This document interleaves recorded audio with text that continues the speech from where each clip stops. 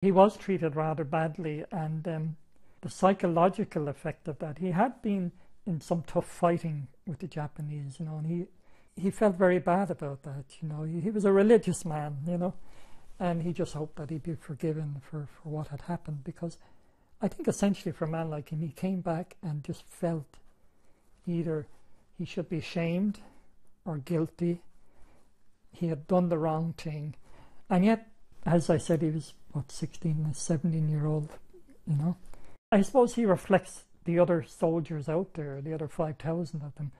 There was no relief, no sense of a job done, no sense of any reward or justice, It was pretty oppressive, I would think, in this country in the mid-40s onwards, I think the shame was transposed onto these people. If my dad came back, I'm sure he didn't feel ashamed, but he may have been made to feel that, and the family certainly felt that it was best never to speak about the army, you shut down on it, so it's a socialized thing, you learn by, like, being told as a kid, as I was the oldest of the family, your father was a traitor, you should be ashamed of him, And when you're 4 or 5 or 6, when you're becoming aware of this, there is a lot of that. Why did he do this, Why did he not fight for Ireland, as they would say? And it does give recognition. There's no doubt that it does give recognition to the sacrifice, and it was a sacrifice. And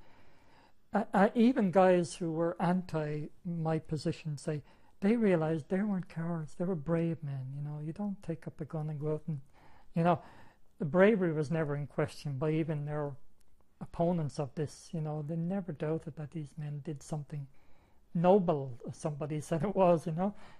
People ask you, what does it mean?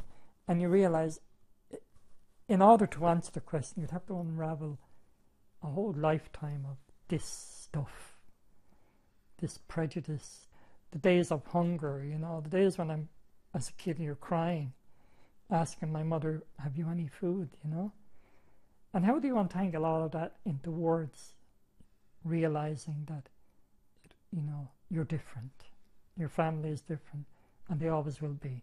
And then this thing comes along and they're saying, well, it's okay now, forget about it. Well, can't do that,